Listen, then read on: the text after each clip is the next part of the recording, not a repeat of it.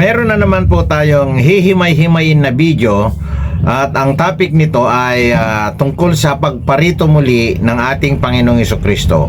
Panoorin po natin ang video at lalagyan po natin ng reaksyon nito, mga kaibigan. Alam mo ito, kaibigan, Apa. bilang leader ka ng mga ngaral, bilang leader ka ng ganyan, kaya dapat marunong kang mag-moderate, hindi mag-komentaryo ka. Kung magulo man ako, mag-advise ka lang, hindi yung mag-komentaryo ka. Kaya nga, kapag habang ikaw ay nagsasalita, nililiwanag ko para hindi maguluhan ang mga nakikinig. Nililiwanag nga. Kaso nga lang, pero- pag kinukontra ko yung aral ninyo, kasi maraming maniniwala sa sasabihin ko eh. Sige, Sisirain mo ngayon. Tama na yan. Tama na yan. Mag-usap na kayo kay Argel. Kaya tama yan, mag-moderate ka, mas maganda. May matututunan kayo. Napansin po ba natin, mga kaibigan, nagagalit po yung host sapagkat napapamalian ko ang kanyang mga turo. Ang nangyayari ngayon, hindi niya matindigan, patapos nagagalit na. Tuloy po natin ang video, mga kaibigan. Hello, Brother John. Hello. Ano po yung Anong gusto mong topic Ano yung- natin, kaibigan?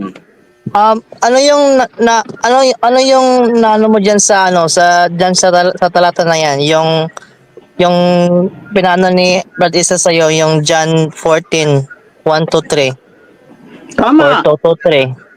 Tama. Hindi, ano diyan? Anong ibig sabihin diyan? Alin dyan?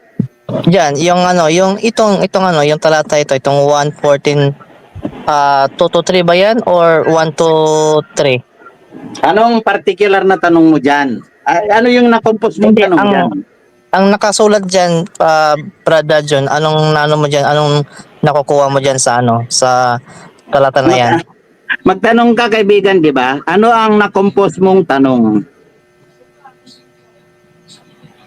Yung ibig sabihin diyan sa talata na yan, yung John 14 1 to 3. Anong nakukuha mo diyan? Anong ibig sabihin diyan? Kaibigan, ito hinahanap ko yung tanong mo. Yung personal mong tanong. Diyan, sa talata, di ba? Nakita mo talata, 1, 2, 3. 14 1, 2, 3. Anong particular tanong mo diyan? Kasi di ba yan ang yung dalawa? Okay, ganito. Ang tanong ni Argel, para maunawaan mo, kapatid na Dajon, tinatanong niya kung ano yung paliwanag mo dyan sa talata na yan. Wala siyang tanong na partikular. Wala naman ako ipapaliwanag dyan kundi kayo magtatanong ng outside dyan sa nakasulat. Kailangan mag-compose ka ng tanong para sagutin ko yung tanong nyo. Gagamitin yung mga talata na yan. So, hindi mo may paliwanag yan. Hindi nga kailangan ipaliwanag kung yan ang ipapaliwanag ko. Kahit Yun sinong nga ang pinakamatalinong tao, yan ipapaliwanag. Hindi yan may Yan nga ang papaliwanag, tanong. nandyan nakasulat. Pero Yan kung nga. gagawa kayo ng tanong ninyo, katulad nito, bigyan ko kayo, turuan ko kayo. Eto, kaibigan, sa bahay ng aking ama ay maraming tahanan. Kung di gayon, ay sinabi ko sana sa inyo, sapagkat ako'y paparoon upang ipaghanda ko kayo ng dakong kalalagyan. Eto yung tanong. Ganon. Kaya nga, ano ang paliwanag mo dyan? Yan nga yung Hindi nga. nabasa na. Eto. Nabasa na. O, Di ano ba yung binasa ko paliwanag mo? na? Di ba binasa ko na nga? Kayo nabasa nyo na rin. Magtanong kayo tungkol sa bagay dyan, yun ang sasagutin ko. Kaya nga, Brad John, ano yung nakukuha mo diyan sa verse na yan? Wala ka pang tanong, kaibigan. Tinatanong na nga eh. Tatanungin ko kayo. Ako na nga magtanong, tingnan ko. Babalik ta rin na natin. Ako na ngayon ang magtatanong tungkol sa mga talata na 1, 2, 3 na yan. Sige. Binasa ko na kanina. Kung ako'y pumaroon at kayo'y maipaghanda ng kalalagyan at muling paparito ako at kayo'y tatanggapin ko sa aking sarili upang kung saan ako naroroon, kayo man ay dumuon. Ito ang tanong ko, kaibigan. Gagamitin ko yan, ha? Kayo, sige. ang galing ninyo, sabihan nyo kung magulo. Kayong dalawa ha. So, eto tanong ko. Etong muling paparito ako. Yan, nandyan ha. Muling paparito ako na sinabi ng ating Panginoon Jesucristo. Yan ay physical ba na paparito or sa pamamagitan ng kanyang inutos? Physical. Sagot kayo. Physical. Physical yan, Brad. Ha? Physical, Brad. Physical.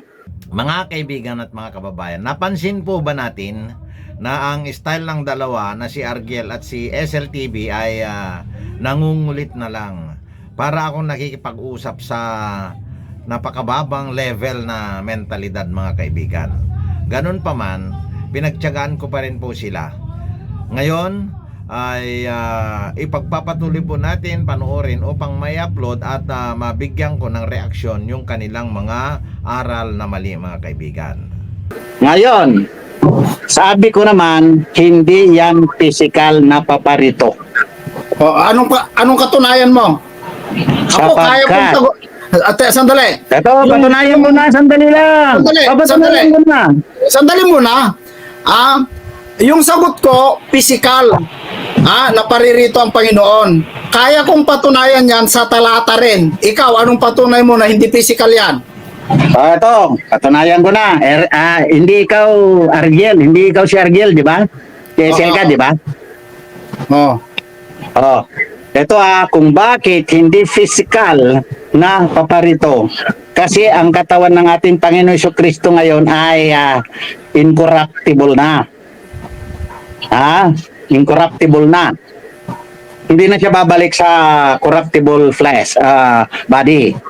Now, nakasulat sa Bible, dalawang manunulat sa Biblia ang sumulat na pagpanhik niya sa kanyang kaharian ay hindi aalis doon hanggat hindi mapagtagumpayan lahat, pati ang kamatayan. Hindi siya aalis doon. Now, masisira yung nakasulat sa Bible na hindi siya aalis doon kung bababa siya rito. Iyan po, mga kaibigan. Ang Panginoon Jesucristo ay hindi po aalis sa kanyang kaharian hanggat hindi mapagtagumpayan lahat, pati ang kamatayan, mga kaibigan. Kaya yung turo po ng karamihan na bababa daw dito ang Panginoon Jesucristo upang maghari pa ng 1,000 taon ay mali po, mga kaibigan. Tandaan po natin, mali po yung aral nila na yan. Ang MCGI na nagtuturo po ng ganyan, mali. Tandaan po natin yan. Ang katuruan ng maraming religion na bababa daw dito ang Panginoong Jesucristo ay mali po, mga kaibigan. Tandaan po natin yan. Panoorin po natin ang video. May nakasulat sa Bible na walang nakakakilala sa Ama kundi, walang nakakakilala sa Anak kundi ang Ama. Walang nakakakilala kundi ang Anak. At kung sino ang pipiliin niya na pagpahayagan. Wala nang kwenta yung pagpapahayagan niya kung siya mismo bababa. Natuto kayo, kaibigan? Mayroon bang pagpapahayagan ng Panginoon Jesucristo? Meron ba siyang pabababain sa pamamagitan? Yon, tumama na si Argel. Merong isang body na pagpapahayagan. Narinig ko na kay Argel yan. Galing kay Kibuloy. Mayroon, pero hindi naman yun si Kibuloy, kaibigan. Kasi mali ang aral ni Kibuloy.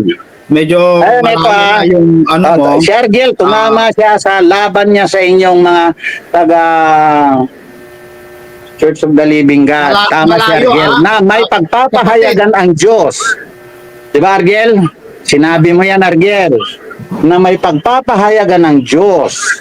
Ibig sabihin, God the Father, through His Son, na Kristo, Kapatid, masyadong meron din malayo ka na. pagpapahayagan. Makasabat na ako, kapatid. Malayo ka na. Malayo ka na.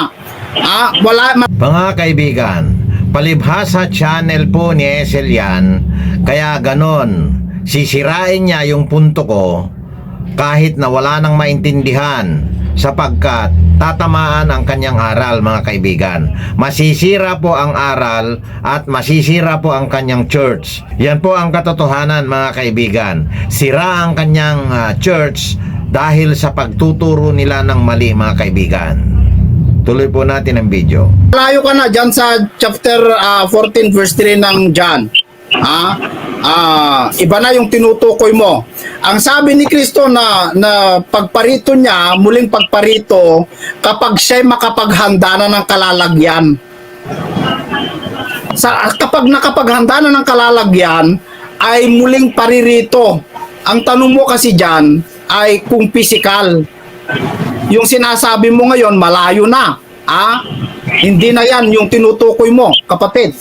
O, sasagot ako. Ayon sa iyo ay malayo na. Ayon sa iyo ay malayo na. Ayon sa iyo, ha. Hindi yan ayon sa Espiritu Santo. Hindi yan ayon sa Diyos. Dahil muling paririto ako. Diba? Kaya ayon sa iyo malayo na. Pero hindi. Bakit siya paririto? Paanong paraan na paparito siya? Ito, tanungin kita. Tanungin kita ngayon dito. Tanungin kita muna sandali. Pang-ilan pagparito ito? Pang-ilan? Muli. Pang-ilan nga? Sabi diyan muli eh. Pangalawa. Pangalawa, muli. Mali ka. Yang nakasulat dyan na muling paririto ako, pangatlo yan. So hindi physical. Hindi. Bakit? Ang una, napunta siya rito. Napunta sa katawang tao. Una. Hindi yan pagparito, pagpunta yun. Ang unang pagparito niya, nangyari na, kaibigan. Tapos yung ikalawang pagparito ito. Nakita mo, asan ang magaling? Kung ang alam mo ay muli, pangalawa, mali ka na, kaibigan. Dahil yung nakasulat dyan ng pagparito niya ay pangatlo. Tingnan po ninyo, mga kaibigan. Mga ngaral na po yan, nagtuturo na.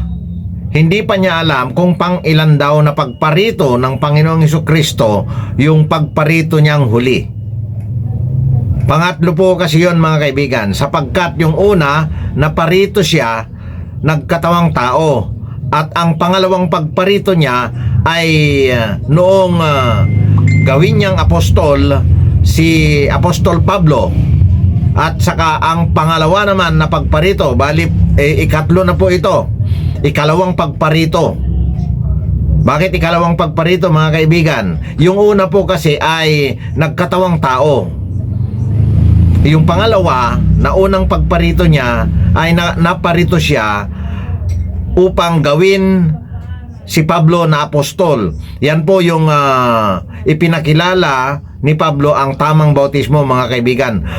Naparito ang ating Panginoon Hesukristo sa pamamagitan ng tamang bautismo. Una kay Apostol Pablo.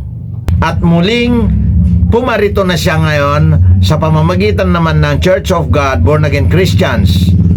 Pangalawa ito na pagparito. Yan po ang katotohanan, mga kaibigan, sa pamamagitan din ng tamang bautismo, mga kaibigan. Tandaan po natin yan, mga kaibigan. Unang pagparito niya ay sa pamamagitan ni Apostol Pablo, sa pamamagitan ng tamang bautismo. At saka ang ikalawang pagparito niya ay sa pamamagitan naman ng Church of God, Born Again Christians, sa pamamagitan ng tamang bautismo pa rin. Ayan po ang katotohanan, mga kaibigan. Ituloy po natin ang video. Kapatid, kailan babalik muli? Kailan yung pagparito niya muli? Hindi niya sinabi, kahit tingnan mo dyan, hindi babalik na yung katawan niya ay gagamitin niya uli yung katawang tao. Kaibigan, tinatanong nga kita. Kasi lumalayo ka dito sa talata. Ang liwanag naman yung talata, napakaliwanag.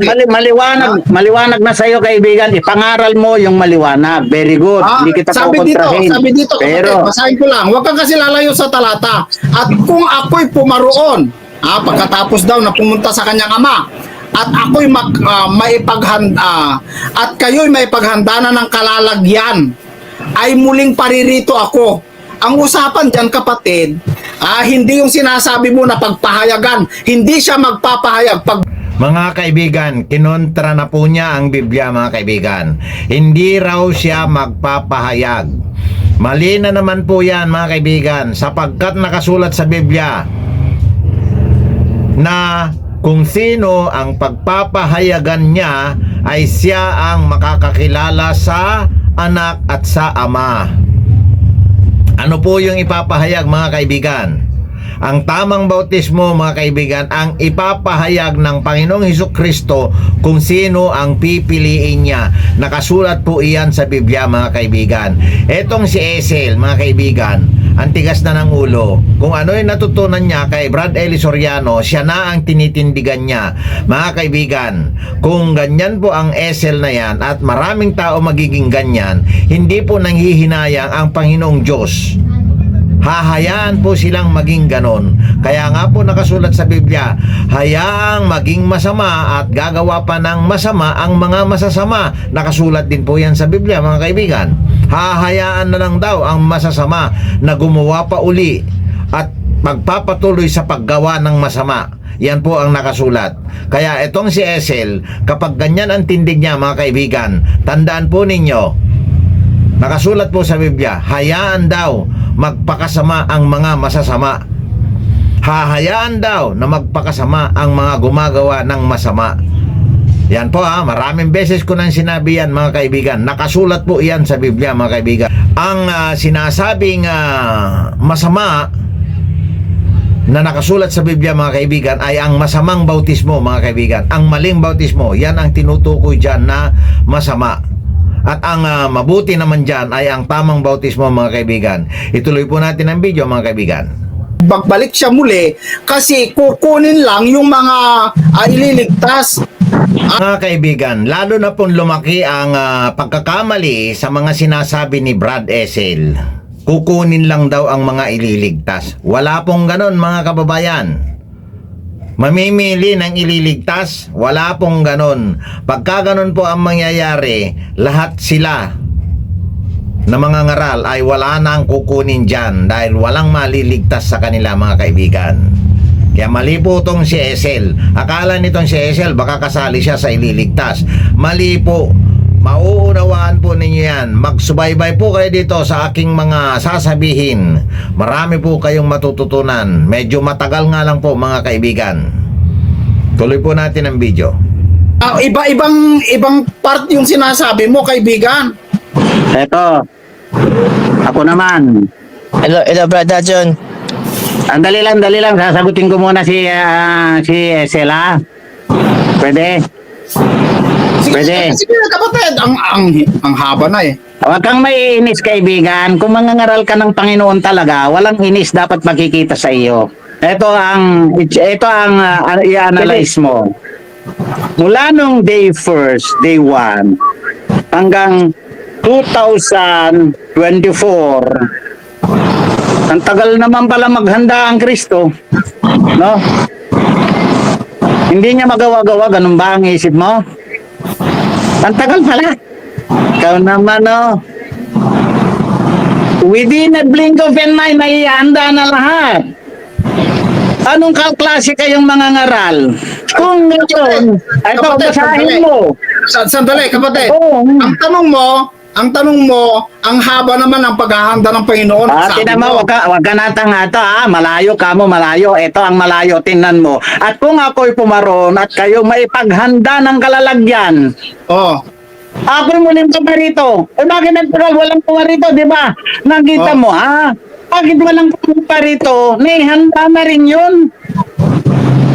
Kayong mga ngaral, naligaw na. Buhay ka ba noong sinabi ni Kristo yan? Buhay ka na ba? Wag ka nang magpilosopo, sa talata na lang tayo. Hindi pilosopo ito. Ang sinabihan ni Kristo dyan, yung mga kinakausap niya, pero hanggang sa panahon natin. Tama. Di ba, ba't ka mag-ano ng buhay? Tama, hanggang sa panahon ng dulo pa yan. Sandali kasi. Ang sabi ni Kristo, kapag ako'y nakapaghanda na ng kalalagyan, muling paririto ako.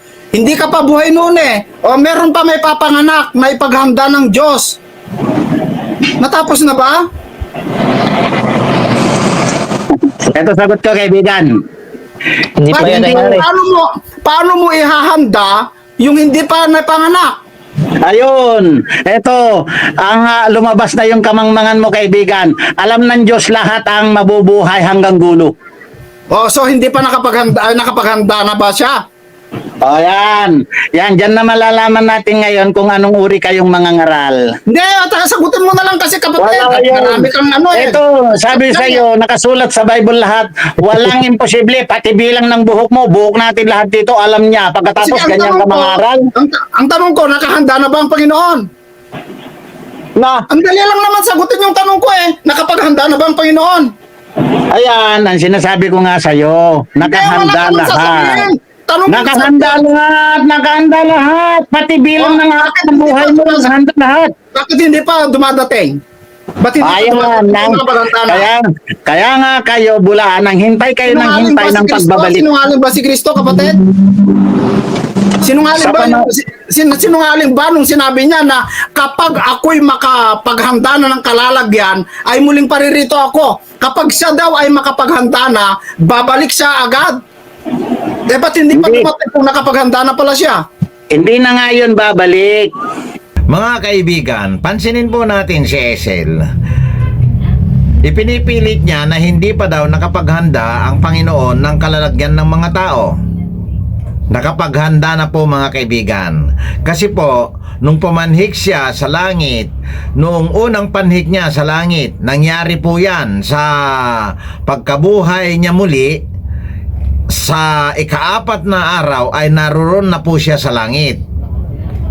Yan po, tandaan po natin yung sinabi ko na yan mga kaibigan. Malawak na paliwanagan po yan. Ngayon mga kaibigan, pagbaba niya sa susunod na unang araw ng sanglinggo, ay naihanda na po niya lahat ang mga kailangan ng mga tao. Lahat ng kalalagyan mga kaibigan, naihanda na po yan. Hindi po napapansin ni Brother Esel na ang Panginoon ay nagbalik kaagad. Nagbalik kaagad. Hindi po niya alam na nagbalik na pala ang Panginoong Hesukristo.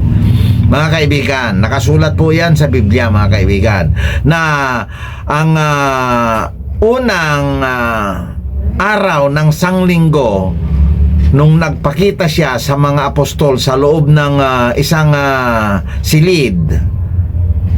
Yan po, nakabalik na po siya. Yung pagbabalik ng ating Panginoon Jesucristo na iyon ay naihanda na lahat ang mga kalalagyan. O, napansin po ba nila yan?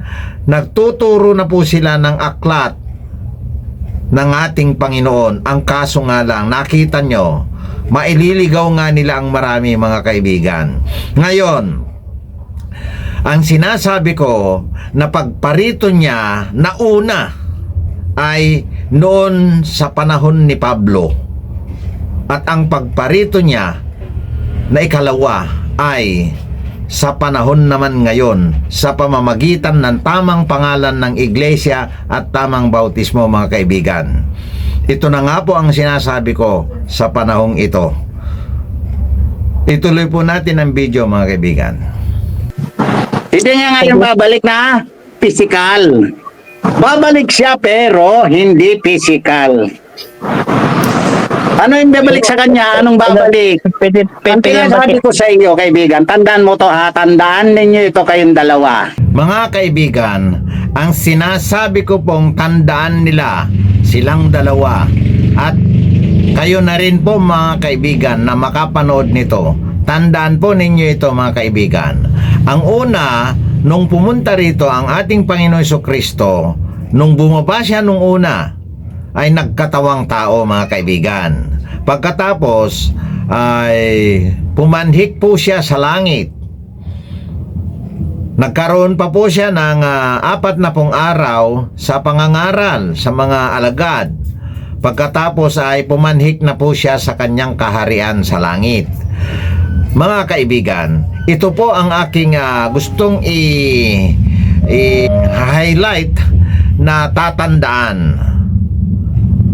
Ang unang pagpunta niya dito, mga kaibigan, ay nagkatawang tao po siya upang ipakilala niya ang tamang bautismo, mga kaibigan. Pagkatapos, after 40 days, nung naipako siya sa krus, pumanhik na po siya sa kanyang kaharian sa langit.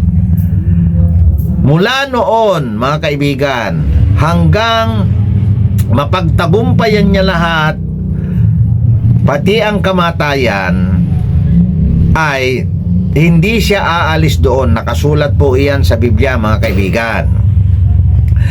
Ang unang pagparito na binabanggit sa Biblia ay nagparito po siya noong panahon ni Apostol Pablo, dahil doon niya dinala ang tamang bautismo, mga kaibigan. Kay Apostol Pablo niya dinala ang tamang bautismo, mga kaibigan. At ang pangalawang pagparito naman niya, mga kaibigan, ay ngayon na nga, sa pamamagitan ng Church of God, Born Again Christians, sapagkat dyan po niya inihayag ang tamang bautismo tungo sa buhay na walang hanggan. Pareho po yan, mga kaibigan. Kay Pablo, tamang bautismo tungo sa buhay na walang hanggan. Dito sa Church of God, Born Again Christians, tamang bautismo tungo sa buhay na walang hanggan uli. Yan ho ang ikalawang pagparito na sinasabi sa Biblia, mga kaibigan. Meron pa bang ikatlo? Wala na po, mga kaibigan. Andi dito na po ang bautismo tungo sa buhay na walang hanggan, mga kaibigan. Tandaan po ninyo yan, mga kaibigan. Kung wala man sa panahong ito o sa lahing ito ang makaunawa sa aking mga sinasabi, palagay ko ay magagamit ng maraming tao itong mga sinasabi kong ito sa susunod na saling lahi, mga kaibigan. Ito pong si Esel ay hindi na po natin mapipilit, kasi po ginawa siya ng Diyos ng sanglibutang ito na maging matigas ang kanyang puso at ang kanyang isip, mga kaibigan. Hindi na po natin kailangan pilitin yan, sapagkat yan po ay nakasanib na sa Diyos ng sanglibutang ito. Ituloy po natin ang video, mga kaibigan. Hindi ko Ang tatanungin una, yan, kapatid. Hindi ko yan ang tatanungin una, kasi mali yung unawa mo. ay, mali ka. Mas lalo kang mali. Wait lang, pwede pakishare naman po sa akin. O sige, kapatid Tandaan Margel. ninyo.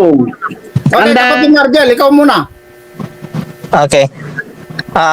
Okay, so diyan sa sa John 14 1 to 3, ang ibig sabihin diyan, yung pagdating ng great tribulation, yung mangyayari dito sa mundo. So ibig sabihin diyan sa verse na yan, sa 1 to 3, maghahanda ang Diyos na lugar na tayo ay hindi maabutan ng hindi maepektuhan ng Great Tribulation, yung katulad sa nangyari ng kay Noah, may sila kay Lot, kay Moses, may Mount Zoar sila, yung mga lugar nila na safety sila, nawala sila sa nangyari na tribulation. So yan yung inanda ng Diyos para lang yan sa mga anak niya. Tapos ang nakalagay diyan sa sa verse 3, babalik si Kristo ng physical yan. Mga kaibigan, lalo na pong lumabo ang usapan. Kung ano-ano na po ang mga physical na lugar na ihahanda daw dito sa lupa. Pagkatapos, ang Kristo naman ay babalik dito sa lupa, physical daw. Mga kaibigan, hindi po mangyayari yan, mga kaibigan. Sapagkat, nakasulat din po sa Biblia, mga kaibigan, ang kanyang kaharian ay nasa langit, at ang pagpanhik niya sa kanyang kaharian ay hindi na siya aalis doon hanggat sa hindi niya mapagtagumpayan ang lahat, mga kaibigan.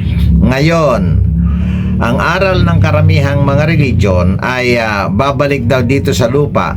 Hindi na po mangyayari yon sapagkat ang katawan ng ating Panginoong Hesukristo ngayon ay glorified na siya.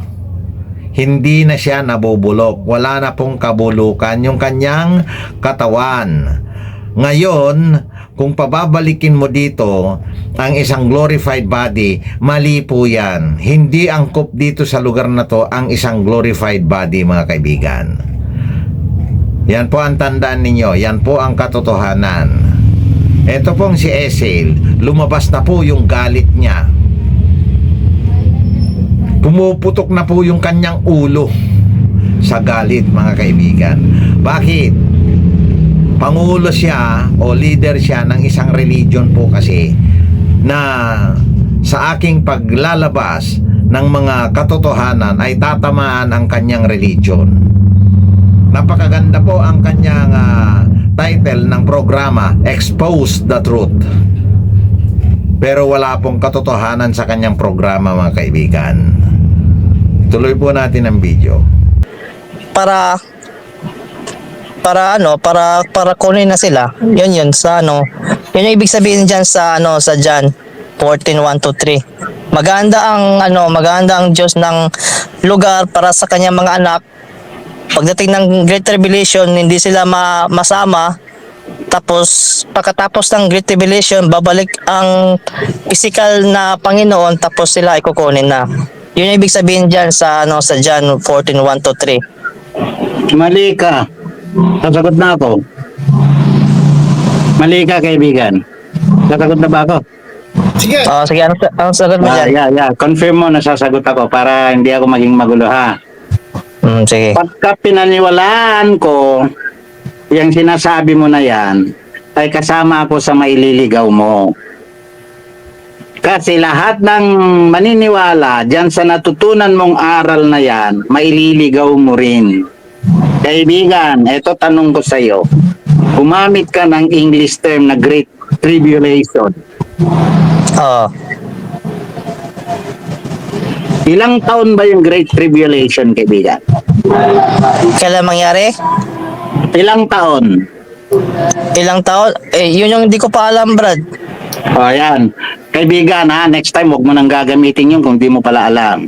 Hindi, talaga mangyari yan, Brad. Mangyari yan. Hindi mo pala alam eh. Daldal ka ng daldal, di mo pala alam. Magtanong ka sa Diyos. O, tinan mo, magtanong sa Diyos. Sino makakausap ng Diyos ngayon, kaibigan?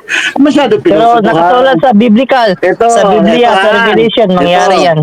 Ito, kamo, gumamit ka ng talatang Great Tribulation sa 1:14, 1:3. Wala namang Great Tribulation dyan. Bulaan ka.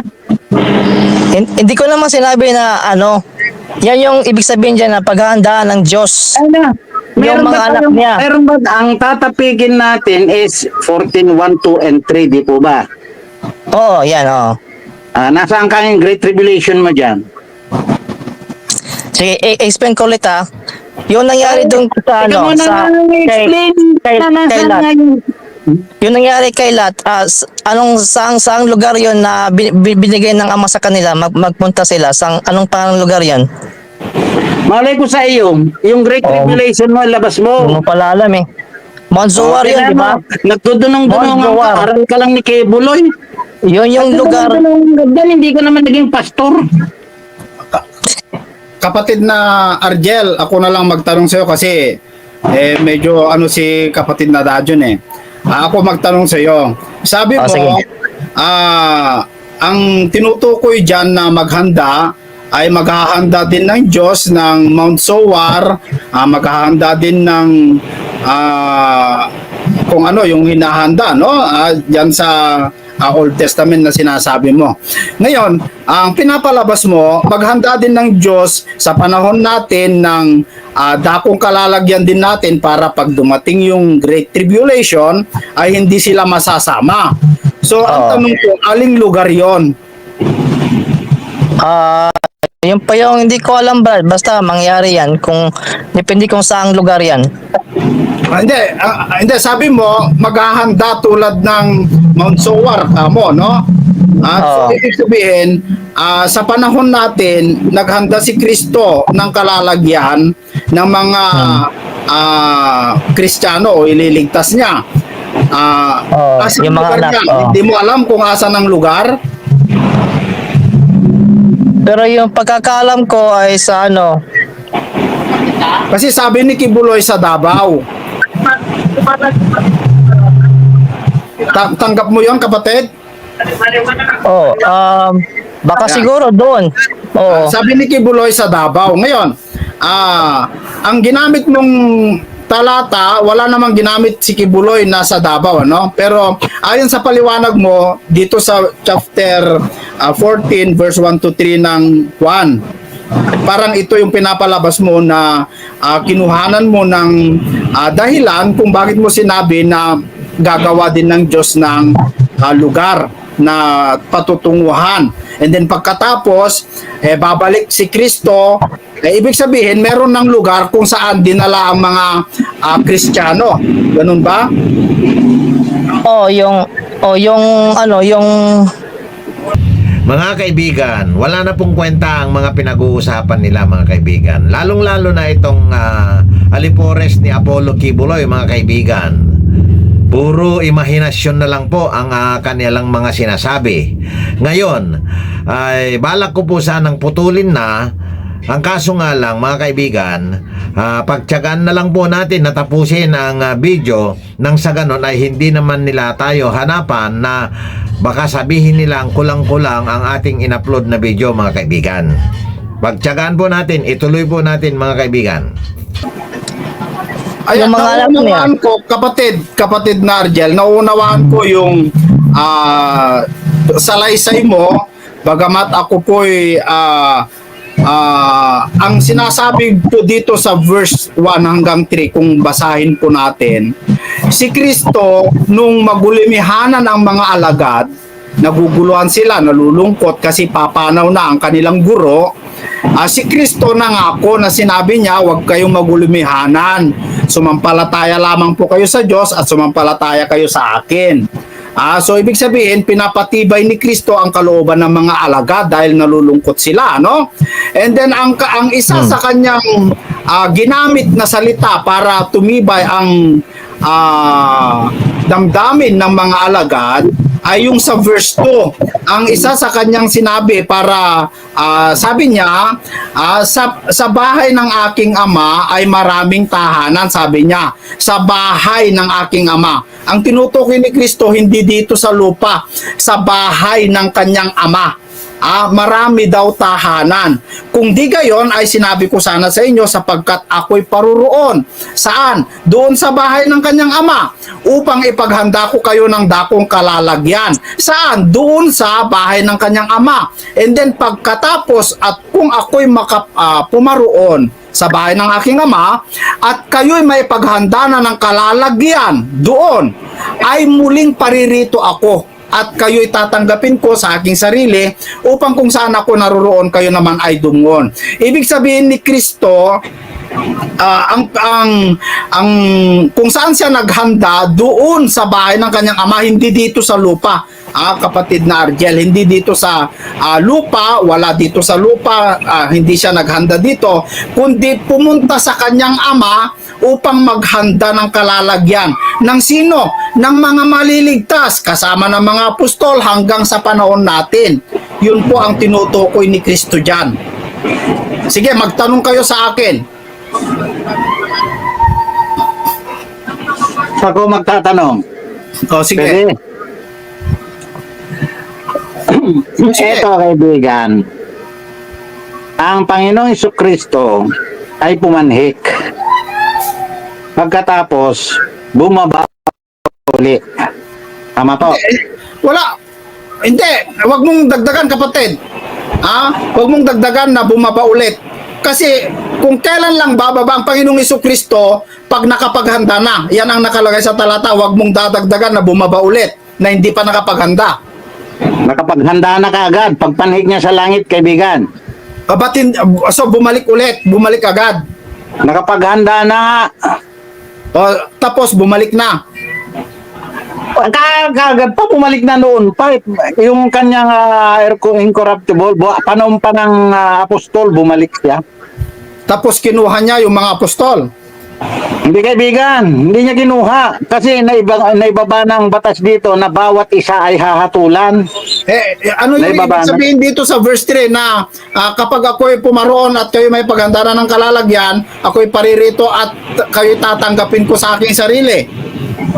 Okay, ganito. Kaibigan ha. Upang kung saan ako naruroon, kayo naman ay dumuon. Ito kung bakit bibigay ko yung aking pagkaunawa na binigay sa akin ng Panginoon. Ang Panginoong Jesucristo ay namatay, binuhay na muli. Pagkabuhay na muli sa Kanya, sa ika-4 na araw ay humarap siya sa Ama. Maintindihan mo ha? Ika-4 na araw, humarap siya sa Ama. Sa Ang talata, ika-4 na araw. Sa Ha? talata. Dahil hindi ko sasabihin, kaibigan. Dahil wala. Mayroon, buong Bible. Kathang isip Ano ka? mo yan. O, sige. Mayroon, kaibigan, buong Biblia. Isinulat pati ni Josue. Sige, tuloy mo. Isinulat pati ni Josue. Kung binasbasan ka nga ng Diyos, kung kinasihan ka nga ng Diyos, dapat alam mo. Asan yon? Hindi ako binasbasan. Sige, hindi ako binasbasan. Asan Hindi. yon? Kung binasbasan ka. Hanapin mo, kaibigan. Nangyari din yan kay Sabi mo, Soriano. Sabi mo, hindi nga ako binasbasan. Ibig sabihin, hindi ko alam. Ngayon, Kaya ikaw kung ang binasbasan nakakalam, ka dahil nga- ikaw ang binasbasan, sabihin mo. Kung binasbasan ka nga, ay mahahanap mo. Maiintindihan mo. Ngayon ha, kung bubuksan ng Diyos ang iyong unawa, maiintindihan mo, kaibigan. Ha? Etong sinasabi kong ito, katotohanan ito ha, nanggaling sa Biblia. Ito ang Panginoon Jesucristo ay pumanhik sa langit. Yung pagpanhik ng iyon ay ipinaghanda niya ang kalalagyan lahat ng mga susunod sa Kanya. Nangyari yon. Paano kaya ito, kaibigan na pag-aralan ninyo? Ibinuhos ng Diyos kay Panginoong Jesucristo. Saan? Sa ikalawang langit. Pagkatapos na matanggap niya ang pagkabuhos sa Kanya, nangyari na lahat ang inihanda ng ating Panginoong Jesucristo kasi doon sa langit, sa ikalawang langit, magaganap yan. Nakasulat Kaibigan, yan sa Biblia, Kaibigan, kaibigan. masyado kang mahabang magpaliwanag. Wala naman sa talata. Dapat direct to the point. Dapat mabasa sa Biblia para Kaya maniwala. ngayon, sabi ko, naipaghanda ng kalalagyan. Paano ang nakasulat sa Biblia na may paghanda ang kalalagyan? Ha? Binautismohan siya ng Diyos ng Espiritu Santo. Alam niyo ba yon? Pagkatapos yon, Kapatid na Milo, pagkatapos nyon, kaibigan, bumaba siya dito sa lupa. Doon, nagkita-kita sila ng mga apostol. Naipaghanda, hindi. Ang tanong mo kanina, kaibigan, ang tanong mo kanina, kaibigan, na hindi nakalagay sa talata. Ikaw kasi mahilig ka sa kwentong barbero lang eh. Asan ang talata mo na nagkita-kita sila? ha? Napakarami nakasulat sa Mateo, sa New Testament. Pagkatapos yung ikalawang linggo na pagbaba niya, andun na si Tomas. Ano ka naman? So yung tinutukoy mo, yung pagkabuhay muli ng Panginoong Jesucristo, yun po, yung pagbalik niya muli. Yan, lumalabas. Mahahalukay ang kalaman ninyo sa Biblia, kayong mga mangangaral. Sige, wag na. Bumaba Sige, ang sige, Kristo. ikaw na magaling, kapatid. Ikaw na magaling. Ang tanong ko, Kayong magaling. Kayong magaling. Kayong magaling. Huwag mo akong akusahan na Kaya ako wala, magaling. kapatid, magulo ka. Sige, kapatid Mariel, ikaw na lang. Mga kaibigan, narinig na po natin ang stand ni Esel sa kanyang kaalaman, sa kanyang mga natutunan na ituturo naman sa mga tao, mga kaibigan. Napansin po natin, napakahalaga po itong debate nito, yung talakayan namin na yan, mga kaibigan. Malaman po yun. Mga kaibigan, napakarami pong mga ngaral na katulad ni Esel, mga kaibigan. Yan po, ang mga aral nila na yan ay tinututulan ko sapagkat wala sa katotohanan ang kanilang mga sinasabi. Hanggang dito na lamang po muna itong topic na pagpaparito ng ating Panginoon Jesucristo. At sa mga susunod na video ay lalo nating mauunawaan ito sa pamamagitan ng maraming kapaliwanagan, maraming pagpapaliwanag, mga kaibigan. At kayo naman po ay hinihikayat kung saliksikin ninyo ang Biblia tungkol sa bagay na mga sinabi ko, mga kaibigan, sapagkat ito ay tungo sa ating kaligtasan. Hanggang dito lamang po muna ang episode na ito, at itutuloy po natin yung next episode sapagkat si Argel na po ang aking makakausap doon, mga kaibigan. Maraming salamat sa inyo, sa inyong pakikinig. Maraming salamat sa Diyos. Amen.